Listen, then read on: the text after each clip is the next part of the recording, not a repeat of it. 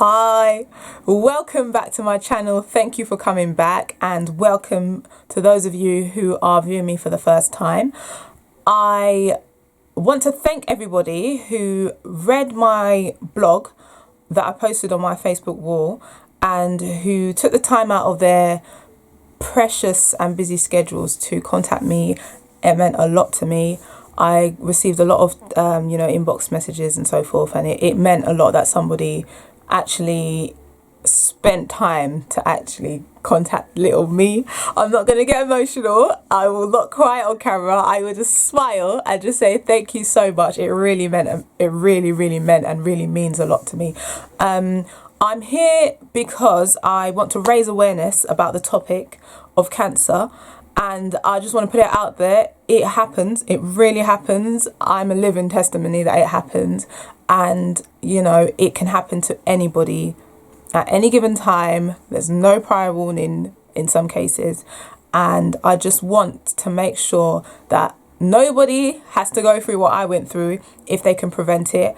But also, I would like to let you know that if you are going through it, or have been through it, recovering from it, know somebody who's going through it, I'm here to offer any help, support, advice that you'd like. Just contact me and I will be available at any time. Okay, I will be available at any time. That's an exaggeration. I'll be available as much as I can to offer support.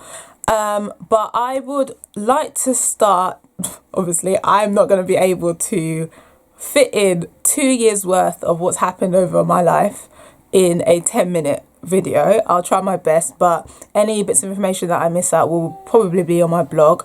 And I'm also going to be uploading different videos to try to fit it in the 2 years in 10-minute slots.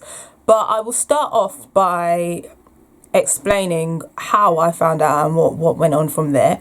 I was 25 at the time, and I was just putting cream on as usual, and I felt a tiny lump in my left breast.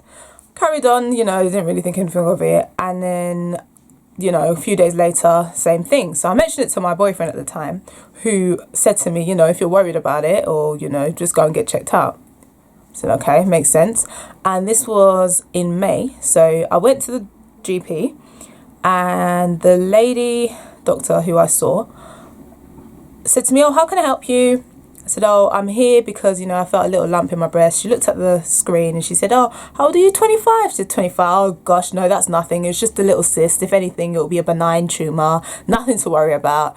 And I was like, are you sure? It was literally the quickest consultation I've ever had in my life. So I was a bit like, yeah. So all this national insurance money, you better give me a bit more time. Like, really? Anyway, she said to me, if you are worried, or anything changes, just come back and we'll go from there. So I said, all right, fine. She said it was fine. Obviously, she must know. Went about my business. Didn't really think about it too tough.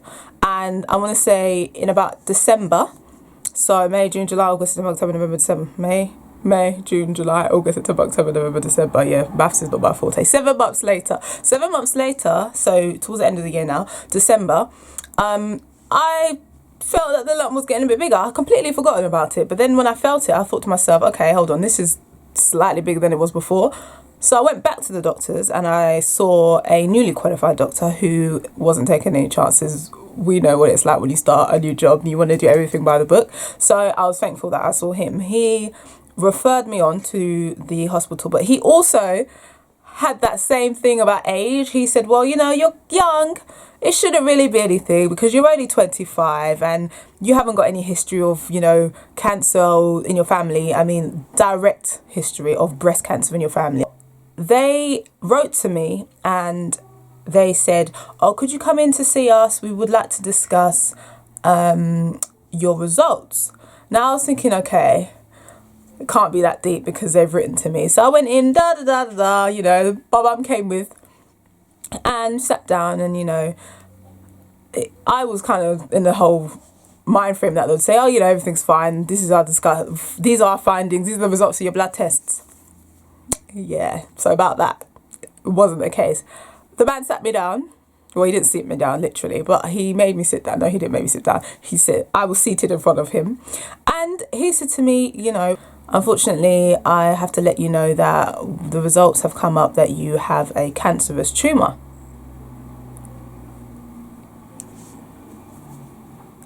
Sorry, what? Now, I just went, okay. And I sat down and I was attempting to listen to what he was saying to me. And then all of a sudden, my legs had carried me out of the room and my face was wet. I don't know what happened. And then my mum came after me. That was what happened. The shock was real. I was like, I think I was overwhelmed because obviously when you hear the word cancer, in my mind, I don't know if it's the same for you, you associate that with death. So if you see in my blog, I wasn't being over dramatic when you say, what would you do differently if you thought you were going to die? I literally thought, right, so I'm in my mid-20s and I'm on my way out. Okay, oh dear. I was not impressed. I was not happy. But anyway, I calmed myself down. Well, I managed to get calmed down, a couple of sips of water and that. The man was talking and talking and talking. And honestly, I cannot really remember much except for the word surgery, chemotherapy, radiotherapy. I heard mastectomy in there somewhere. Mastecto who? Sorry, I'm 25. You ain't, no. So I had to have a surgery. My surgery was scheduled for March and they removed the tumour. Now, obviously, I didn't pay much attention, but when I got home, I did a lot of research myself because that's just the way it sinks in better. So they removed the surgery with what they called clear margins. Now, clear margins mean that the tumour, obviously, they managed to get it all out and it hadn't started spreading. So me, in my mind, I thought to myself, if you remove the tumour and it's clear margins, why am I coming back? What am I coming back for chemo for? Why am I coming back for radiotherapy? I don't think so. So I convinced myself that I was all good. I legged it. I didn't come back. They kept writing to me, calling me. I said, no, thank you. Thank you, but no, thank you. Decline the chemotherapy, decline the radiotherapy. Because when you go to that hospital and you see what a cancer patient looks like, I was just like, oh my goodness. I don't want to look like that. I'm genuinely not even being rude. These are like real thoughts that were going through my head. I was just like, sorry, but you guys are surgeons. You said you've taken it out. It's got clear margins. Thank you. Have a nice day. See you later. So off I went. Yes, they kept calling me in. I went to the appointments and they tried in numerous ways to try to convince me to come back and have the chemotherapy, and they've thrown all these statistics at me. But the way I saw it, no one in my family had it. I don't smoke, I don't drink, I don't eat unhealthily, I exercise regularly. What are the other factors that they were saying to me? Oh, my genes. I had loads of tests, like gene test, DNA test, this test, every test.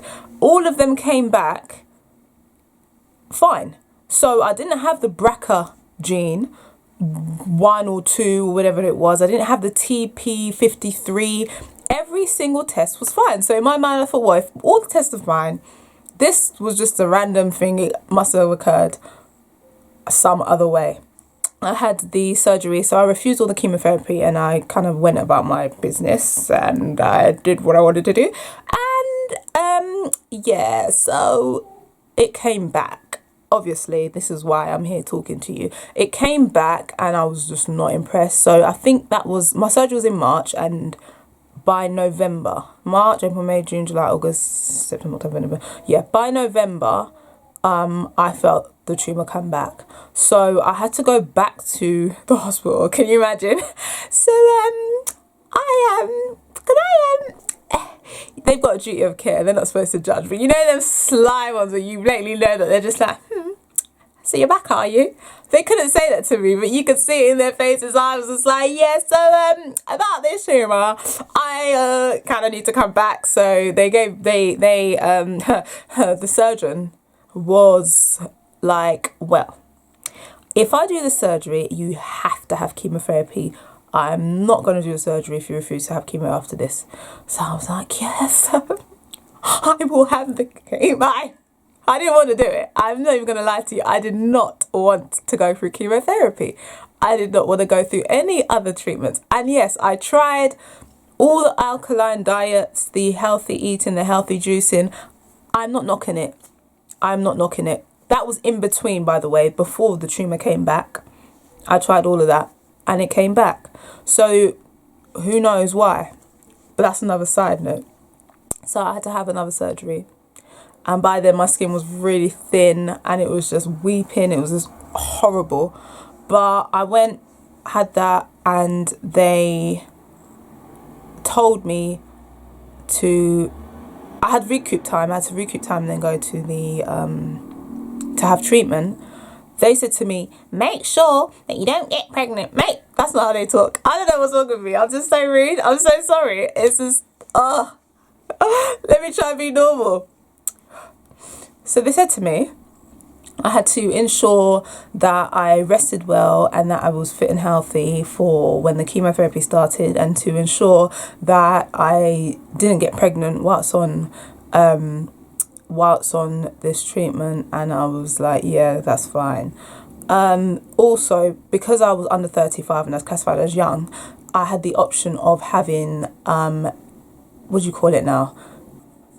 Egg harvesting. That's what it is. I had the option of having my eggs harvested and frozen for after the treatment, to then be able to have a child should I want one. So all of that was all fine. And by then, now what month are we in now? We're in January now. So November was the second surgery, recoup time, egg harvesting. After that was supposed to be the chemotherapy that started straight away. So what they do with the egg harvesting, they send you some shots that you're supposed to, it kickstarts your period, it kickstarts all these producing, all that nonsense. Once again, didn't really pay attention. All I know is I got phone calls here, needles. I just like, what do I need to do? Stick a needle in? All right, cool. When do I need to do that? Pop a couple of pills? Yep, fine. Write it on the box so I can remember, because my attention span is just like, oh, it's really bad, really, really bad. So they did that. They sent me the stuff, put it in the fridge, but you had to take that afterwards. So I had to go to the hospital, went to the hospital. Long story short, the lady went to scan me and I'm like, okay, what's that about? So she said to me, you're already pregnant. Right. And side notes, I was pregnant in January. Just thought I'd drop it in there that I'm actually married, for those of you, because I know I'm a private person, just in case you want to try and judge me. I've been married since May 2015. Okay? We're now in January 2016. So for those of you who are good at maths, you can add and do the little numbers. That was my little 2 pence piece. Anyway, back to the story. The sonographer, yes, she was like, whoa. And then the other one said, well, God's plan. I said, for sure.